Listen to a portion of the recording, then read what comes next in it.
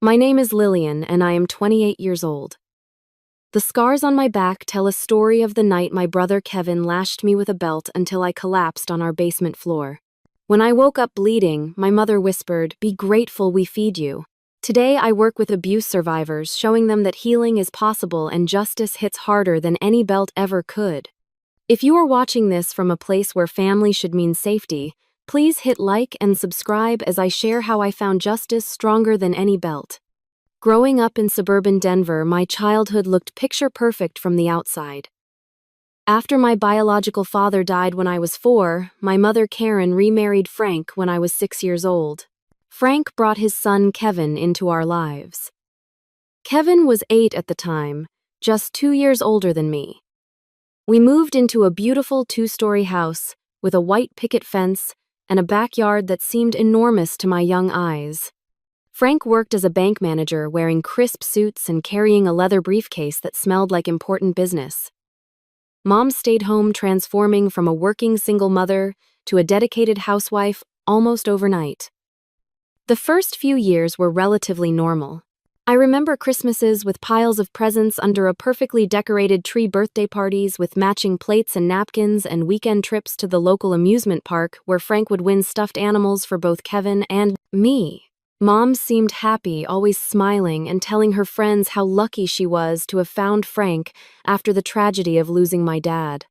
But beneath the surface, small signs of trouble bubbled up that I was too young to recognize. Frank had strict rules about everything. The house had to be spotless when he came home. Dinner had to be ready at exactly 6:30 p.m. Kevin and I had to maintain straight, as in school. My mother needed to account for every dollar she spent, presenting receipts for Frank to review each weekend. "Your stepfather provides for us," Mom would say whenever I complained about the rigid structure. "We need to show our appreciation by keeping things exactly how he likes them." As the years passed, I watched Kevin transform from a relatively friendly stepbrother into something else entirely. By the time he hit 14, Kevin had adopted many of his father's mannerisms. He walked with the same stiff posture, spoke with the same clipped tone, and developed the same expectation that others should bend to his will. Frank seemed proud of this transformation, often patting Kevin on the shoulder and saying things like, "That is my boy, strong, like his father." When I was 11 and Kevin 13, I started feeling uncomfortable being alone with him. He would stare at me with barely contained anger if I used the television remote or sat in what he considered his spot on the couch. He never hit me during those early years, but the threat seemed to hover in the air between us. "Stop being so sensitive," Mom would say if I mentioned feeling unsafe. Brothers and sisters always have their little squabbles. But it was more than squabbles, and deep down I think she knew it. I could see it in the way she would tense up when Frank criticized Kevin for being too soft with me. I could hear it in her forced cheerfulness when she intervened in our arguments before Frank could notice. My mother changed too. The woman who had once fiercely protected me as a single mom became increasingly anxious and eager to please Frank. She stopped wearing the bright colors she had always loved, switching to muted tones that Frank preferred. She cut her hair short because Frank mentioned liking it that way. She stopped calling her college friends because Frank thought they were too liberal and a bad influence. I remember one night when I was 13 coming downstairs for a glass of water and overhearing Frank and my mother arguing in the kitchen. I could not make out the words, just the harsh whisper of his voice and the soft, pleading tone of hers. The next morning, she wore a long-sleeved shirt despite the summer heat. When she reached for the cereal box, her sleeve rode up, revealing a darkening bruise on her forearm. Our eyes met for a second, and I saw something I had never seen in my mother before, shame mixed with fear. "I bumped into the door last night," she said, quickly tugging her sleeve down. "So clumsy of me." That was the first time I realized that what was happening in our house was not normal, not healthy, and definitely not safe. But like many children in abusive households, I had no vocabulary to name it and no idea how to escape it. All I knew was that something was very wrong with the perfect family portrait we presented to the world. By the time Kevin turned 17, his behavior toward me had deteriorated from cold distance to active aggression. I was 13, awkward and trying to navigate middle school while walking on eggshells at home. Kevin had become Frank's golden child, excelling in academics and varsity baseball, his achievements constantly paraded before family friends as evidence of Frank's superior parenting. The first serious incident happened on a Tuesday afternoon. I had spread my homework across the dining room table working on a science project due the next day. Kevin came home from baseball practice in a foul mood, his team having lost an important game. He took one look at my project, a solar system model made with styrofoam balls, and deliberately knocked it to the floor. "This table is for eating, not your stupid school junk," he snapped, watching as Neptune and Saturn rolled under the china cabinet. "Mom said I could work here," I protested, dropping to my knees to retrieve the scattered planets. Kevin leaned down, his voice dropping to a whisper.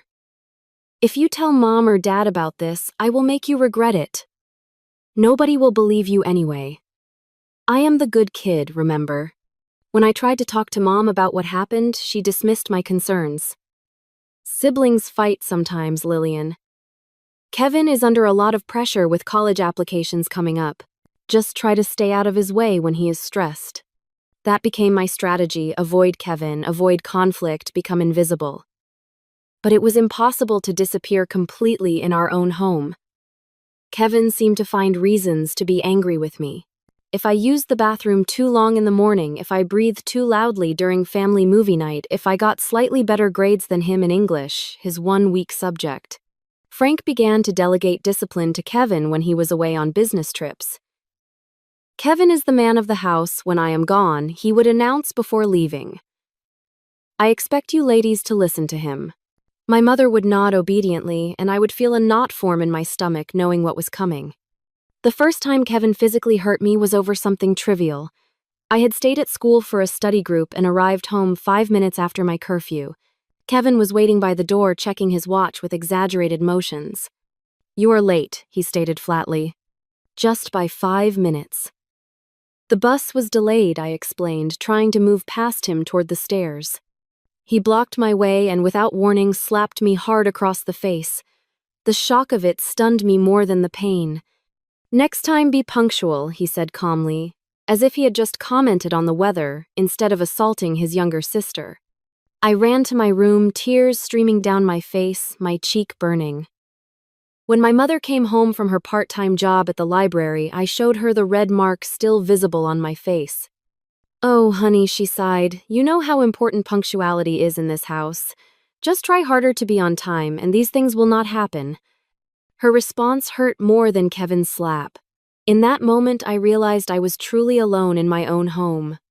I tried reaching out to a teacher once, Mrs. Garcia, who had noticed my withdrawal in class. "Things at home are not great." I ventured, not quite brave enough to say more. "Is everything okay with your parents, Lillian?" she asked, concern evident in her voice. "It is not my parents," I started, but then stopped. How could I explain that my brother had appointed himself my personal tormentor with my parents' blessing? It sounded unbelievable even to me. "You can tell me anything," Mrs. Garcia assured me. But when I mentioned Kevin's name, her expression changed. "Kevin Williams, he is one of our top students. Just yesterday, he was helping with the freshman tutoring program." The doubt in her voice was clear. Kevin had cultivated a sterling reputation at school, charming teachers and peers alike. No one would believe he was capable of cruelty behind closed doors. I developed strategies to survive. I memorized everyone's schedules to minimize time alone with Kevin. I completed chores before being asked. I studied hard to maintain perfect grades, removing any excuse for discipline. I became an expert at reading facial expressions and body language, sensing when Frank was in a dangerous mood or when Kevin was looking for an outlet for his frustration. The loneliness was crushing. I had few friends because I was never allowed to visit their homes, and I was too ashamed to invite anyone to mine. What would they think if they witnessed how I was treated? Would they tell someone who could help? Or would they simply stop being my friend, not wanting to get involved in something so uncomfortable? On Kevin's 17th birthday, Frank presented him with an expensive leather belt, handcrafted Italian leather with a heavy silver buckle. "This is a man's belt," Frank declared proudly as Kevin unwrapped it. "Something of quality that will last for years." Kevin ran his fingers over the smooth leather, a small smile playing at the corners of his mouth. Frank clapped him on the shoulder and added, "Sometimes beautiful things can also teach important lessons." The way they exchanged looks sent a chill through me. It was as though they shared a secret understanding, one that excluded my mother and me, but somehow involved us too. That belt would come to symbolize everything wrong with our family dynamics, though I did not know it yet. I just knew that when Kevin threaded it through his belt loops the next morning wearing it to school for the first time, I felt a premonition of danger that made my hands shake as I packed my lunch. It was a Friday evening in October, unusually cold for Denver that time of year. Frank and my mother were attending a charity gala for the bank where he worked, leaving Kevin in charge of the house. At 17, he took this responsibility with disturbing seriousness, strutting around the kitchen in pressed khakis and a button-down shirt, checking his watch every few minutes, as if managing a corporate office instead of watching his 13-year-old sister. "Mom left lasagna in the fridge," he informed me. "I expect the kitchen to be spotless after you eat." I nodded silently, keeping my eyes down as I had learned to do. Direct eye contact often triggered his anger, interpreted as defiance rather than normal human interaction. I waited until he went upstairs before retrieving the food hungry after a long day at school, where I had skipped lunch to finish a math assignment. The lasagna was cold in the center despite my efforts to heat it properly. As I carried the plate to the table, my sock caught on a rough spot in the linoleum. I stumbled, barely catching myself, but the plate tilted enough to send the glass of milk next to it crashing to the floor. The sound of shattering glass seemed to echo through the entire house. My heart raced as I dropped to my knees, frantically gathering shards of glass with trembling hands. A drop of blood appeared where a jagged edge had nicked my finger, but I barely noticed. All I could think was, clean it up before Kevin comes, clean it up before Kevin comes. Too late. His footsteps thundered down the stairs, and then he was standing in the doorway, taking in the scene with cold, calculating eyes. "What did you do?" His voice was eerily calm. "It was an accident," I whispered, still kneeling amidst the mess. "I will clean it up right away." Kevin pulled his phone from his pocket and my stomach dropped. "Dad needs to know about this." "Please," I begged, "it is just a glass. I will buy a new one with my allowance." He ignored me, already dialing. I could hear Frank's voice answering the familiar, irritated tone when he was interrupted at an event. Kevin described the situation as if reporting a major disaster rather than a broken glass, emphasizing my carelessness and disrespect for family property. I could not hear Frank's exact words, but Kevin's expression shifted from righteous anger to something darker, more satisfied. "Yes, sir. I understand. I will handle it." He ended the call and slipped the phone back into his pocket, his eyes never leaving my face. "Dad says you need to be taught a lesson about responsibility and respect." Ice seemed to flood my veins. I knew what that meant in our household. I said I was sorry. "It will not happen again." "Get up," Kevin ordered, ignoring my apology. "Go to the basement." The basement, where punishments happened because it was soundproofed by thick concrete walls, where Frank had installed a small gym that no one used except as a place to administer discipline away from windows and neighbors. "Kevin, please," I tried one last time. "It was just an accident." His hand shot out, gripping my upper arm so tightly I knew it would bruise. "Now, Lillian." He marched me down the basement stairs, flipping on the harsh fluorescent lights that made the space feel like an interrogation room. The weight bench sat in the center, a grim throne for what was about to happen. "Bend over the bench," he instructed, his voice detached, as if he were merely a technician performing a routine procedure. When I hesitated, frozen with fear, he shoved me roughly toward the bench. "Dad said I should use whatever means necessary to ensure you learn this lesson." I heard the soft slide of leather as he removed his belt, the one Frank had given him for his birthday. The sound sent panic coursing through me. Kevin had hit me before with open hands and once with a wooden spoon, but never with a belt. Never with that belt.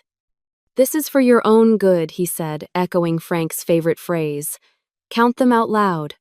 The first strike landed across my back with a force that stole my breath. The leather bit through my thin t-shirt, searing my skin like a brand. 1, I gasped, tears already streaming down my face. The second blow came faster, harder, landing slightly lower than the first. 2, I choked out. By the 5th strike, I was sobbing, my knees threatening to buckle. By the 8th, I could feel something warm and wet soaking through my shirt. Blood. He was drawing blood. "Kevin, stop," I pleaded. "You are hurting me too much." "Weak," he spat. "Just like Mom. No wonder Dad says you will never amount to anything." The next blow landed with even greater force, as if my pain fueled his strength rather than tempering it. I lost count somewhere around 12, my vision blurring, consciousness flickering like a dying light bulb. The last thing I remember before collapsing was Kevin's voice, distant and cold. "Get up." "We are not finished." But I could not get up. My body had reached its limit, shutting down to protect me from pain I could no longer bear. I slumped forward over the bench, darkness enveloping me like a mercy. When I regained consciousness, I was still in the basement, but now my mother was there, her face pale with shock as she helped me to a sitting position. "What were you thinking, provoking him like that?" she whispered, though I had done nothing to provoke such violence. "Mom," I croaked, my throat raw from crying. "He hurt me, really hurt me." She glanced nervously toward the stairs, checking if Frank or Kevin might overhear. "You know how important this dinner was for your father. Now, he had to leave early because of your behavior." I stared at her in disbelief, my back screaming with pain, feeling the wetness of blood soaking my shirt. My behavior, I dropped a glass by accident. Her face hardened in that way. I had come to recognize the expression she wore when choosing Frank over me. "Why can you not just behave properly? Be grateful we feed you.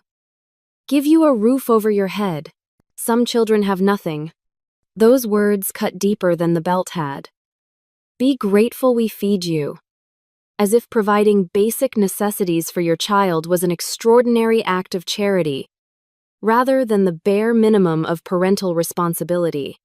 She helped me upstairs but did not offer to treat my wounds or call a doctor. Instead, she retreated to her bedroom where Frank was changing out of his gala attire, leaving me to stumble to the bathroom alone.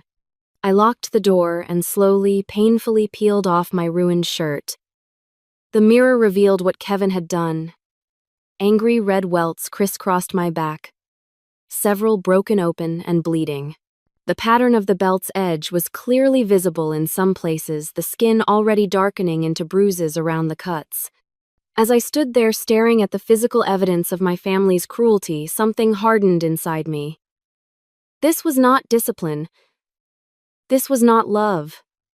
This was abuse, pure and simple. And somehow I had to find a way out before next time killed me. The next morning I dressed carefully for school, layering a loose sweatshirt over a soft cotton t-shirt to avoid irritating the wounds on my back. Every movement was agony, but I was determined to go to school. Home had become a prison. School was my only respite. Frank and Kevin had already left for a father-son fishing trip, their absence a temporary reprieve. My mother barely looked at me during breakfast. Guilt and shame evident in her averted eyes. She did not ask how I was feeling or offer any medical attention. "I packed your lunch," was all she said as I headed out the door. At school, I moved through the morning in a fog of pain and exhaustion. Sitting in hard plastic chairs was torture, the pressure against my back, causing fresh waves of agony with each shift in position. By fourth period, I was fighting back tears, my concentration shattered. Then came gym class. The one class I could not fake my way through. The one class that required changing clothes in front of others. Lillian, Miss Thompson, our gym teacher, called when I tried to slip past her without changing. "You know the rules. Proper gym attire, or it affects your grade." I am not feeling well. I attempted hugging my books to my chest like a shield. "Could I sit out today?" She studied my face, noting the dark circles under my eyes, the paleness of my skin. "Come to my office for a minute." In her small office adjacent to the locker room, Miss Thompson gestured for me to sit. "This is the third time this month you have asked to skip class. Is everything okay?" Something about her genuine concern cracked the dam I had built around my emotions. Tears welled up before I could stop them. "I cannot change," I whispered. "My back." Her expression shifted from concern to alarm. "Are you injured? Did something happen?" I hesitated, years of family secrecy warring with my desperate need for help. "If I show you, will you promise not to tell anyone?" A childish request impossible for any responsible adult to honor. Miss Thompson knelt beside my chair, her voice gentle but firm. "Lillian, if you are hurt, I need to help you. That might mean involving others who can make sure you are safe." In that moment, I made the decision that would change everything.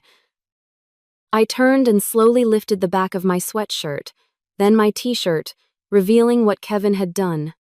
I heard Miss Thompson's sharp intake of breath. "Oh my God, Lillian. Who did this to you?"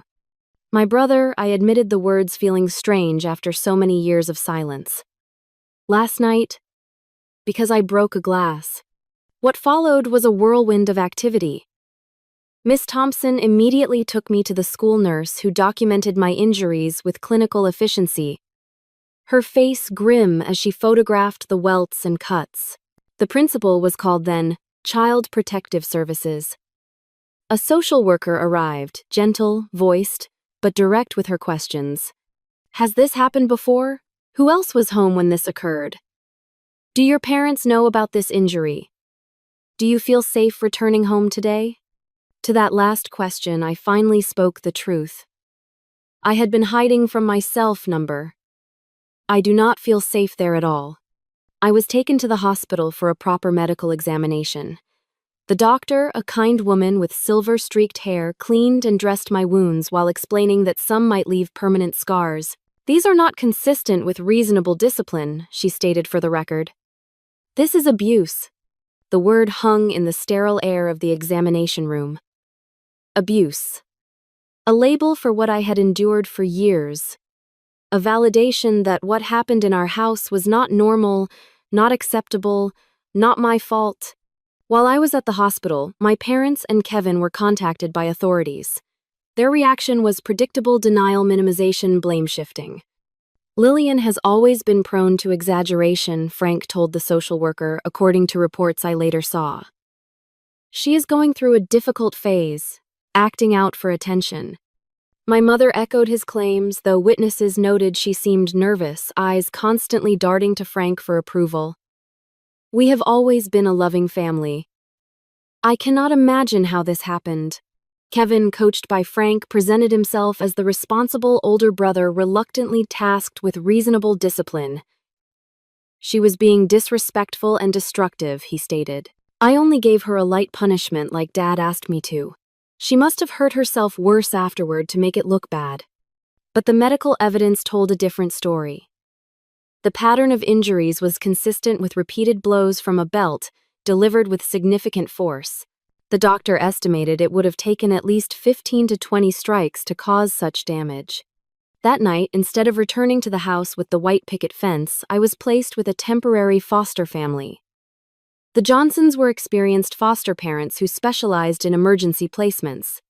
Their home was modest but warm, with clear rules posted on the refrigerator and soft blankets on every couch. "You are safe here," Mrs. Johnson assured me as she showed me to a small bedroom with pale blue walls. "No one is going to hurt you in this house." It was the first time in years I fell asleep without fear knotting my stomach. The legal process moved slowly. I was assigned a guardian ad litem named Sarah, a lawyer whose sole job was to represent my best interests in court. She explained each step as we went, patient with my questions and fears. "Will I have to see them in court?" I asked during one of our meetings. "Unfortunately, yes," Sarah admitted. "But I will be right beside you and you will be completely safe."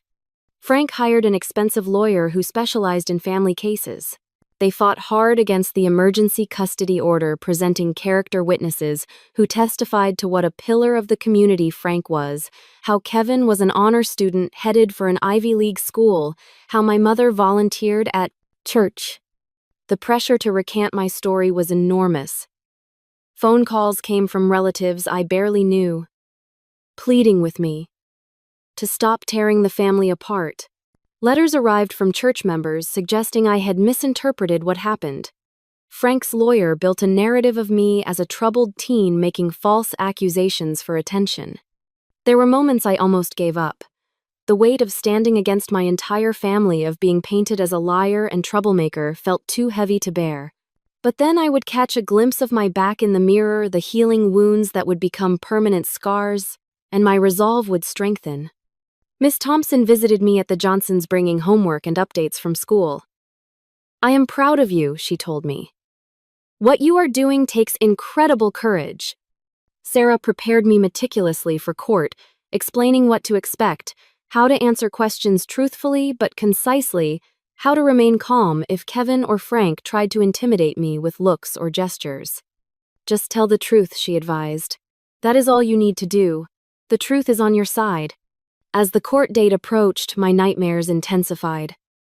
I would wake gasping, feeling phantom belt strikes across my back. Mrs.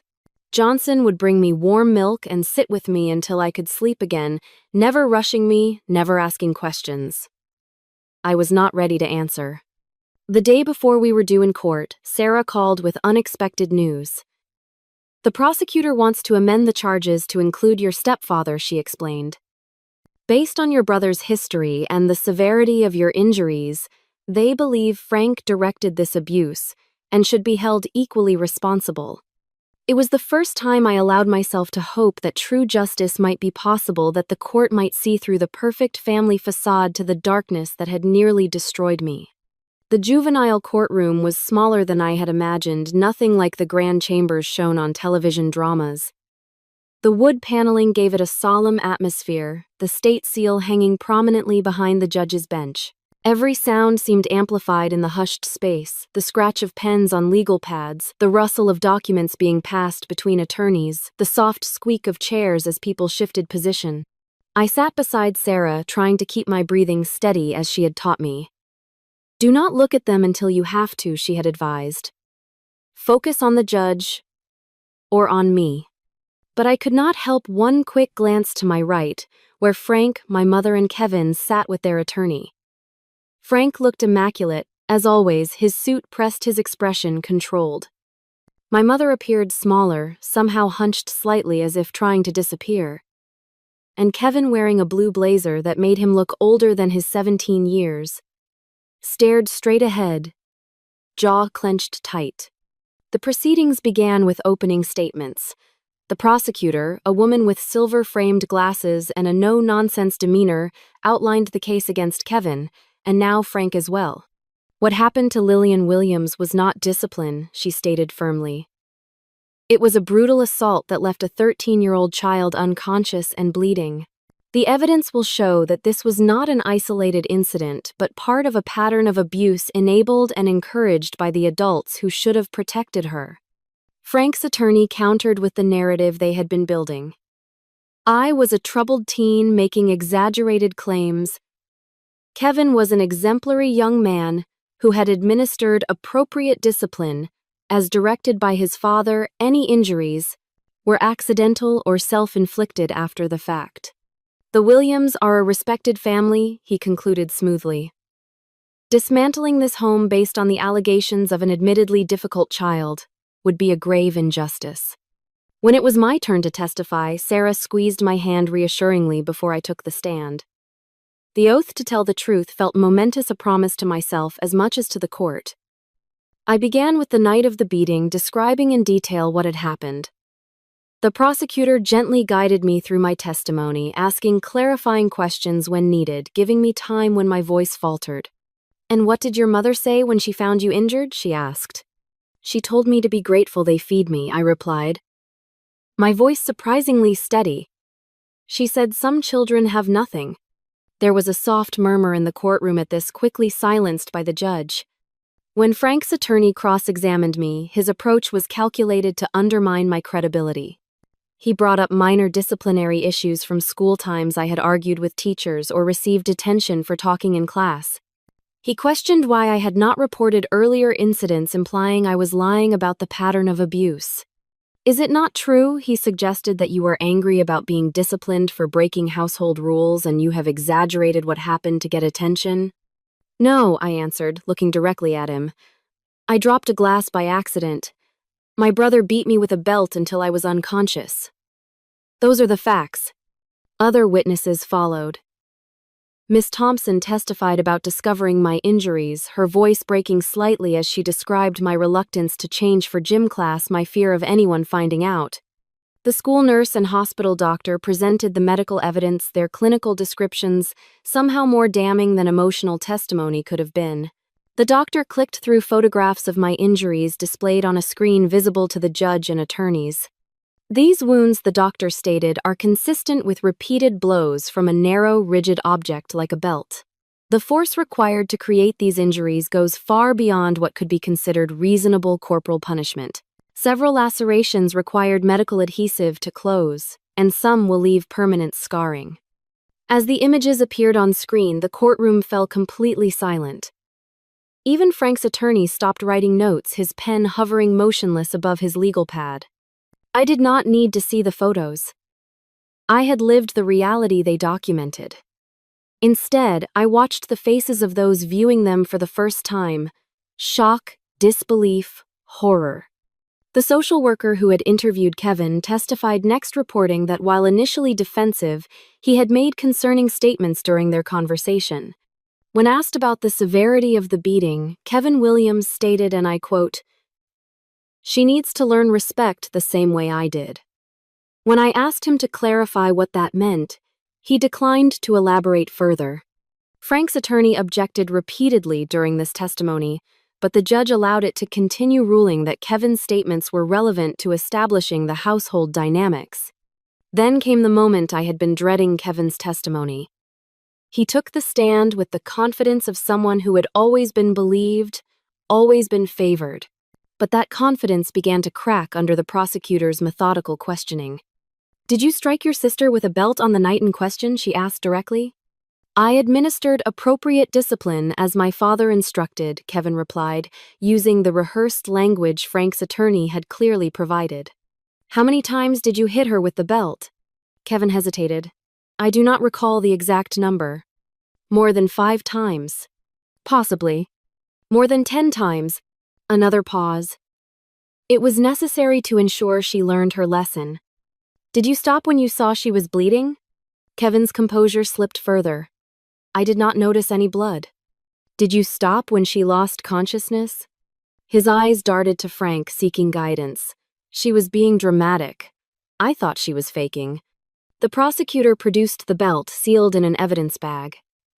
"Is this the belt you used?" Kevin nodded, then verbally confirmed when reminded his nod would not be recorded. "Your father gave you this belt for your birthday, correct?" "Yes." "And did he demonstrate how it should be used for discipline?" The question hung in the air for a long moment. Kevin's eyes again sought his father's. Whatever he saw there must have confused him, because he hesitated, visibly uncertain. "Kevin," the prosecutor pressed, "has your father ever used this belt or another one to discipline you?" Objection, Frank's attorney stood. "Relevance goes to pattern of behavior and household dynamics, Your Honor," the prosecutor countered. "Directly relevant to whether Frank Williams directed this abuse." Overruled, the judge decided. "The witness will answer." Kevin seemed to deflate slightly, his rehearsed responses no longer sufficient. "Yes," he finally admitted. "My father believed in strict discipline." "Did he ever hit you hard enough to draw blood?" Another long pause. "Sometimes accidents happen during discipline." "Did your father instruct you to discipline Lillian the same way he disciplined you?" "He said I should make sure she learned respect." Kevin answered, his voice barely audible. He said, "Sometimes pain is the only teacher that works." A ripple went through the courtroom. Frank's jaw tightened visibly. My mother covered her face with her hands. The most surprising testimony came from my mother. Called by the prosecution, she walked to the stand with small, uncertain steps, avoiding eye contact with anyone. When sworn in, her voice was so faint, the clerk had to ask her to repeat her oath.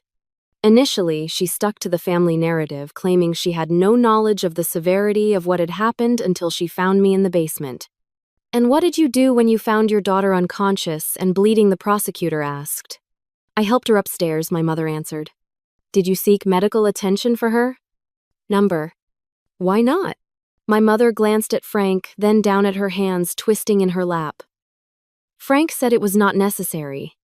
Mrs. Williams, the prosecutor, continued gently. "Has Frank ever used physical discipline on you?" Frank's attorney objected immediately, but again was overruled. My mother sat in silence for so long I thought she might refuse to answer. Then, almost imperceptibly, she nodded. "For the record, Mrs. Williams, has your husband physically abused you?" "Yes." The word seemed to cost her everything. "For how long?"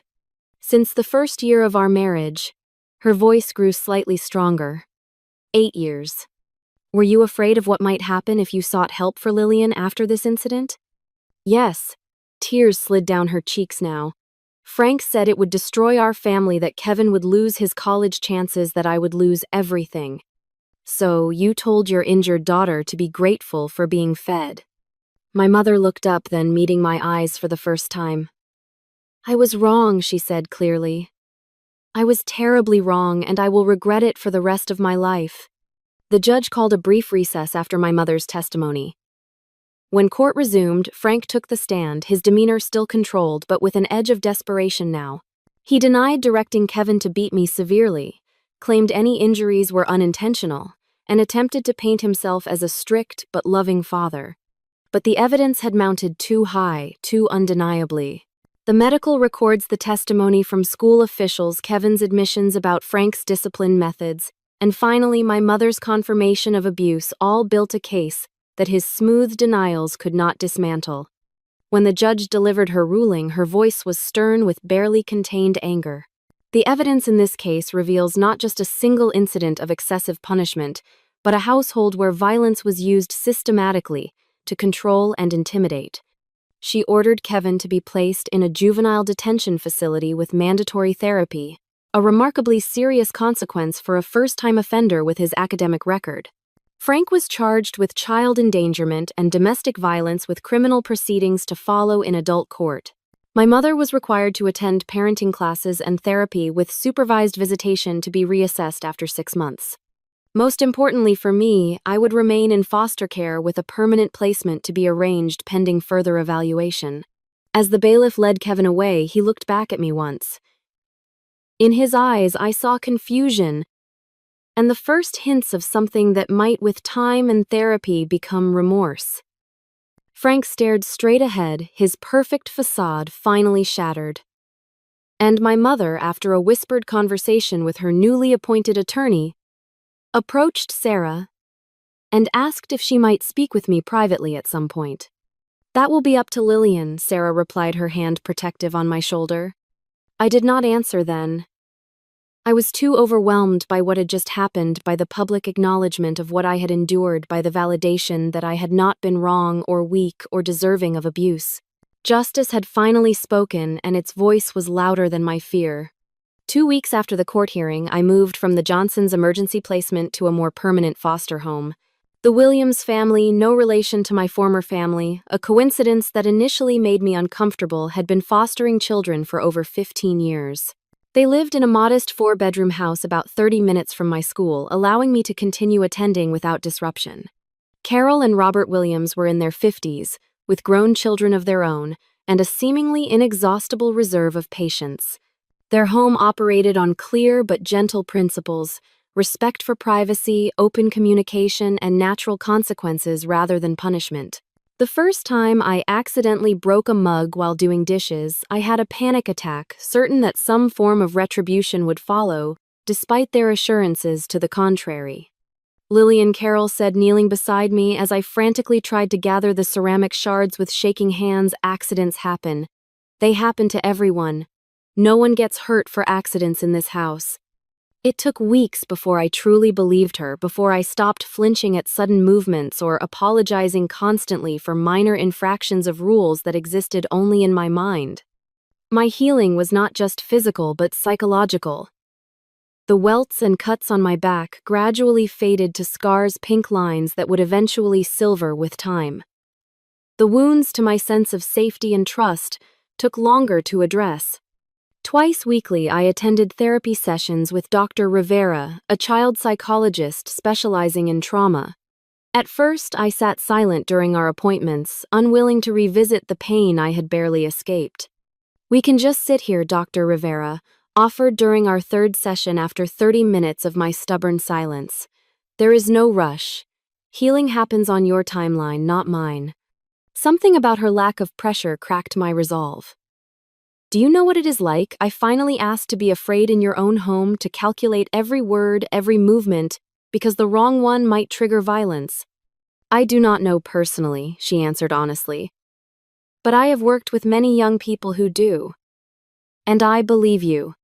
Those 3 words, "I believe you," became a lifeline. After years of having my reality denied or minimized, being believed was revolutionary. Gradually, I began to share more. The constant anxiety, the hypervigilance that had become second nature, the nightmares that still plagued me.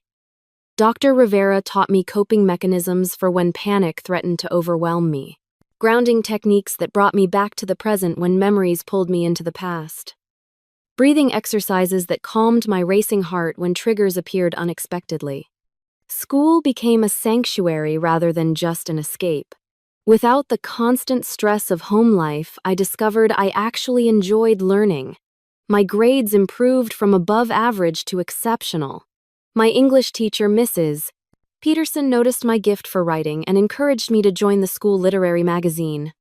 "You have a powerful voice, Lillian," she told me, after reading a poem I had written about finding strength in broken places. "Your words could help others who feel voiceless." The Williams household expanded my understanding of what family could be. Dinner was not a tense performance of perfection, but a relaxed gathering where everyone talked about their day, including frustrations and failures along with successes. Disagreements happened, but they were resolved through conversation rather than intimidation. When Robert and Carol occasionally argued, they did so respectfully without name-calling or threats, and always reached resolution. "Healthy conflict is normal," Carol explained when she noticed my anxiety during one such discussion. "It is how we handle it that matters." 6 months into my placement with the Williams family, my social worker brought news about Kevin. He had been participating in an intensive therapy program at the juvenile facility, addressing not just his behavior toward me, but the abuse he had suffered himself. "He has asked if you would consider receiving a letter from him," the social worker explained. "You are under no obligation to agree." I considered the request, carefully discussing it with both Dr. Rivera and the Williams. "What do you think I should do?" I asked Carol one evening. "I cannot tell you what to do," she replied. "But I can tell you that whatever you decide, we will support you. Your healing comes first." After 2 weeks of consideration, I agreed to receive Kevin's letter. It arrived in a plain envelope, 3 pages of careful handwriting. He did not make excuses for what he had done, though. He explained the cycle of violence that had shaped him. Frank had begun disciplining him when he was 8, using increasingly severe methods as Kevin grew older. By the time I entered the picture, Kevin had been conditioned to believe that violence was normal, even necessary for proper development. "I am not writing this to justify what I did," his letter concluded. "Nothing could justify hurting you that way.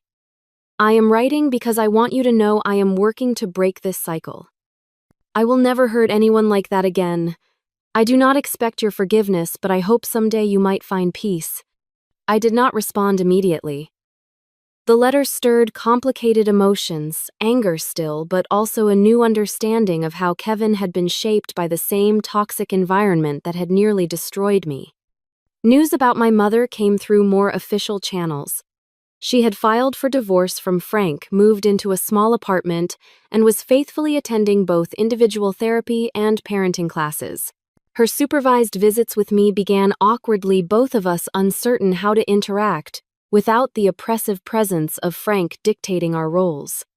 "I failed you," she said during our third visit, finally addressing the elephant in the room. "I was supposed to protect you, and instead I became part of what hurt you."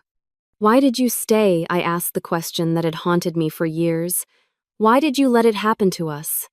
She had no simple answer, just the complicated reality of fear, financial dependence, eroded self-worth, and the insidious way abuse escalates so gradually that each new level becomes normalized. I thought I was keeping things from getting worse, she explained. I believed if I could just be perfect enough, do everything right, he would not get angry. When that failed, I thought if I could at least direct his anger toward me instead of you kids, I was doing my job as a mother. She wiped away tears. I was wrong. So terribly wrong. Forgiveness did not come quickly or easily. It emerged in small moments over months of visits as I watched my mother reclaim her identity and acknowledge her failures without excuses. She did not demand forgiveness or rush my healing to alleviate her guilt. She simply showed up, consistently proving through actions, rather than words, that she was committed to change. At the end of 8th grade, I received an academic achievement award. When I looked out from the stage after accepting it, I saw Carol and Robert Williams applauding enthusiastically from one section of the auditorium. And several rows back, sitting quietly but smiling with unmistakable pride, was my mother. That summer, just before starting high school, I made a decision that surprised even me. With Dr. Rivera's guidance and the full support of the Williams, I asked if I could visit Kevin at the juvenile facility.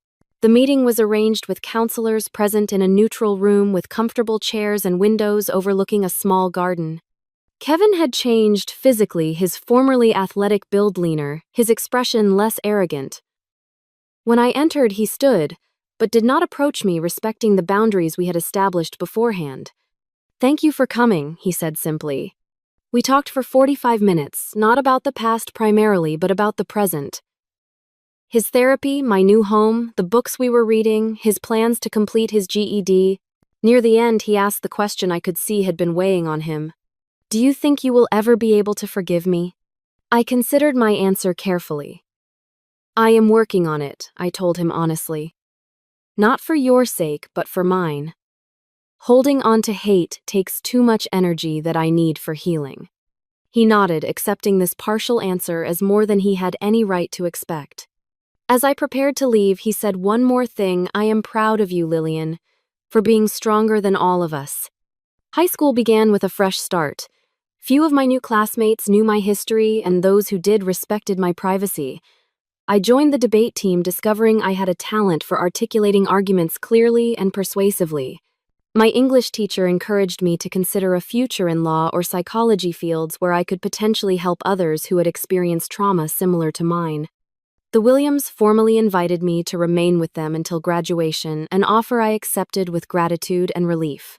Though my mother continued to improve and our relationship slowly healed, we both recognized that the stability of my foster placement was valuable for my continued progress. On my 16th birthday, Carol and Robert gave me a journal bound in soft leather, nothing like the belt that had once been used to hurt me. Inside the cover, Carol had written, "Your story matters. All of it, the pain and the healing. One day, it might light the way for someone else lost in darkness." That night, I began writing my full story for the first time, not just the trauma, but the recovery, the rebuilding of a life I once thought permanently shattered. With each page, I reclaimed a piece of my narrative from those who had tried to silence me. 15 years have passed since the night my brother beat me with a belt until I collapsed. I am 28 now, with a master's degree in psychology and a career counseling survivors of family violence. The scars on my back have faded to thin silver lines visible only if you know to look for them. The emotional scars have softened too, though certain triggers can still occasionally transport me back to that basement. My office is deliberately designed to feel safe, soft lighting, comfortable chairs, no weight benches or equipment that could remind clients of places where they were hurt. On my desk sits a small sculpture of a phoenix rising from ashes, a gift from the Williams when I graduated college. "Where did you find the strength?" clients often ask me. "How did you move forward?" The answer is both simple and complex. I moved forward because staying still was not an option. I found strength because the alternative was surrender to a narrative written by those who had harmed me. But I did not do it alone. Every step of my journey has been supported by others who believed in my worth when I could not see it myself. Miss Thompson, the gym teacher, who noticed what others missed and took action rather than looking away. The Johnsons, and then the Williams, who showed me what family should be. Dr. Rivera, who guided me through the labyrinth of trauma with unfailing patience. Sarah, the guardian ad litem, who fought for my rights in court. These people formed a safety net that caught me when I fell, and a ladder that helped me climb toward healing. My mother and I have built a new relationship, one based on honesty rather than fear. She completed therapy, maintained her sobriety after turning to alcohol briefly during the divorce, and eventually became an advocate for domestic violence awareness, speaking to women's groups about recognizing the warning signs she had missed or ignored. "I cannot change what happened to you," she told me once, "but I can help make sure it does not happen to someone else's child." Frank served 4 years for child endangerment and domestic violence. Upon release, he moved to another state. We have had no contact, a boundary I established and have maintained. Some wounds are best healed by distance. Kevin's path has been more complicated. After 3 years in juvenile detention with intensive therapy, he earned his GED and eventually a degree in social work. Today, he works with at-risk youth, particularly boys showing early signs of violent behavior. We communicate occasionally through email and have met in person a handful of times. Our relationship will never be typical, but it has evolved into something neither of us could have imagined during those dark years in that house. "The belt left scars on both of us," he said during our last meeting. "Just different kinds." The most powerful lesson I have learned through all of this is that cycles can be broken. The violence that shaped my childhood did not have to define my future. I made a conscious choice to end the pattern, to build a life based on compassion rather than control, communication rather than fear. This does not mean forgetting what happened. Indeed, remembering is crucial. My experiences inform my work every day, allowing me to recognize pain in others that might otherwise remain hidden. But remembering without being consumed by the memory is a delicate balance, one I work at daily. I sometimes think about that moment in the courtroom when the evidence of my injuries was displayed. The silence that fell as people confronted the reality of what had been done to a child in the name of discipline. That silence represented a collective recognition this was wrong. Unequivocally, undeniably wrong. Justice did indeed hit harder than any belt could. Not through vengeance or retribution, but through truth, acknowledged harm, recognized, and healing made possible. The system that too often fails vulnerable children worked for me largely because adults like Miss Thompson and Sarah refused to look away or take the easier path. For those of you watching who might recognize your own story in mine, please know you are not alone. The cycle of abuse thrives in silence and isolation. Breaking that silence is terrifying but necessary. Reach out to a teacher, a counselor, a friend's parent, anyone who might help. You deserve safety. You deserve care. You deserve justice. Have you ever witnessed someone standing up against family abuse? What would you do if you suspected a child was being harmed? Your comments could help create awareness that saves lives. Please like this video if it touched you, subscribe to support more stories of survival, and share it with someone who needs to hear that healing is possible. Remember, in the fight against family violence, your voice matters too. Thank you for bearing witness to my journey, and may it give you strength for your own.